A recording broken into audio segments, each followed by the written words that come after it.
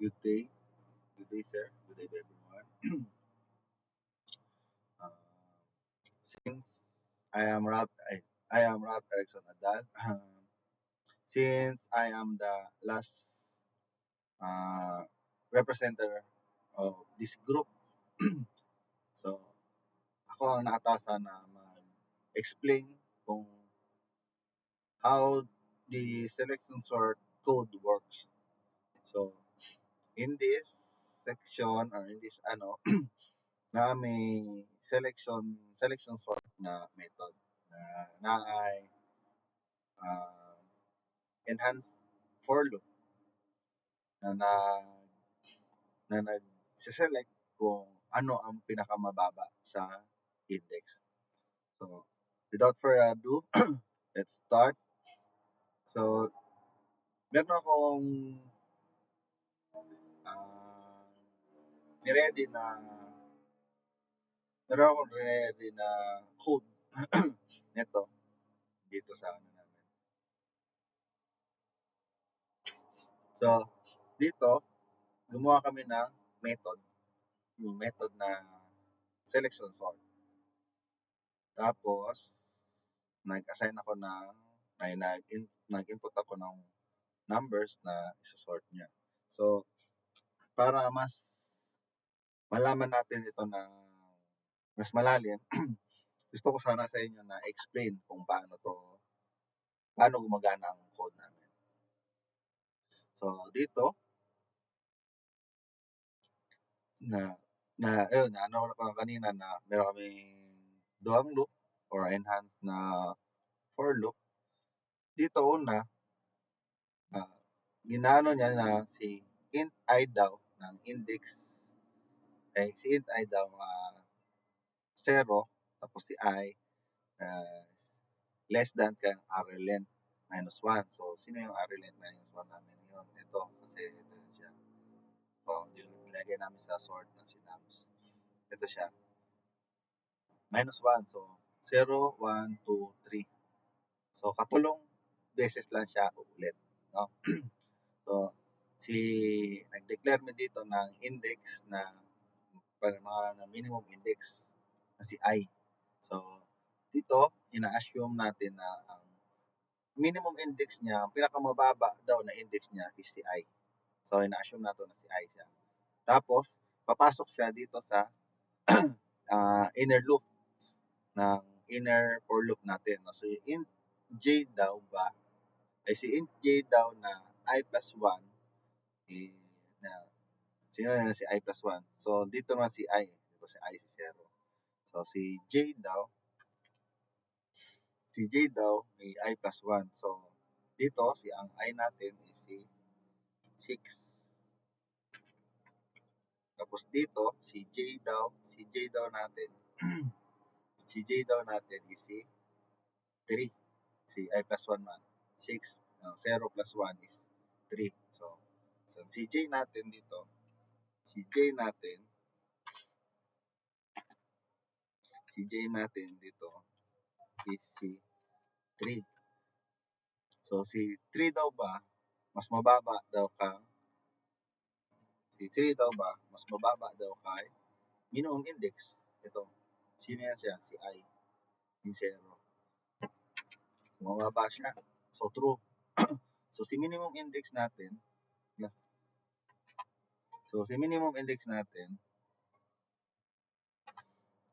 index natin, is papalitan daw ni J. Sino yan na?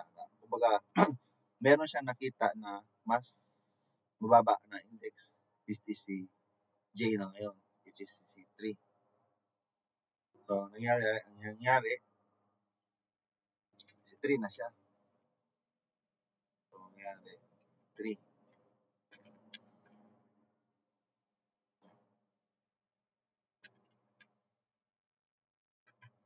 So, loop ulit. So, sa I plus 1 na siya. 0, 1. So, magiging 2 na siya. Si 2. So, si 2 daw ba, mas mababa kay minimum index natin. Si 3. So, 2. So, true. So, minimum index natin, mapapalitan na ng 2.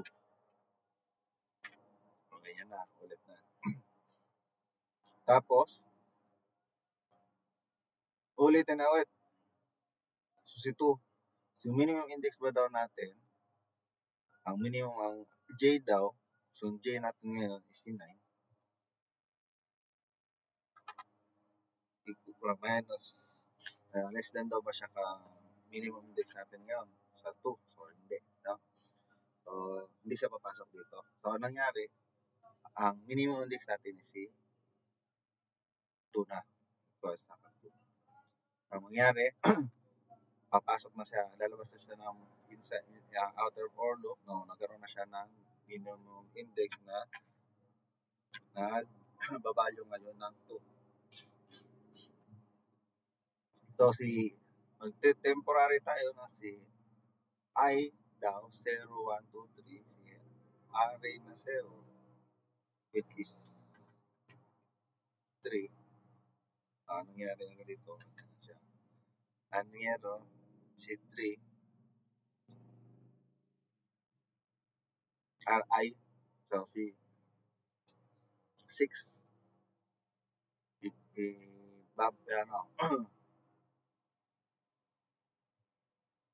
si 6, no, nagtatay tayo ng I na ilalagay niya dito.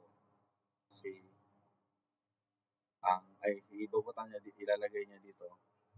Si temp na to, si temp natin ngayon ay nag-equals ng 6. Tapos, yung array na 6, sorry,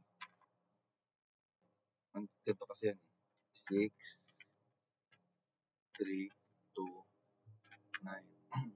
So, yung array daw na 6 equals na daw kami yung index. Ito.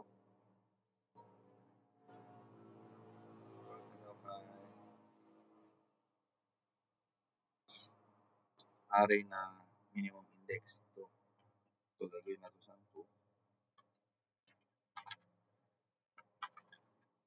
Tapos, 3, 2, 6, tapos 9. O si minimum index is equals na kang temporary. Si array na minimum index equals sa kanin. Ito yan na kanina. Gagawin na yan siya 6. So,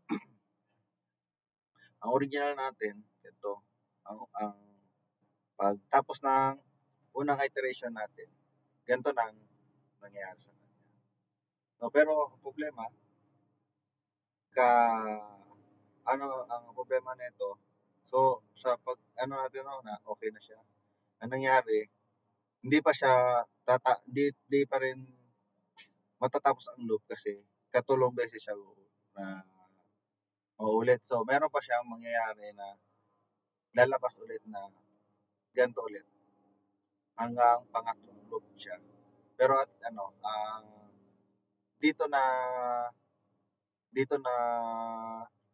problem na to is na solve na niya sa unang loop pa lang, na solve na niya ang problema. So na-sort na siya ito. So sana naintindihan niyo siya kung paano ko pinaliwanag ang code natin.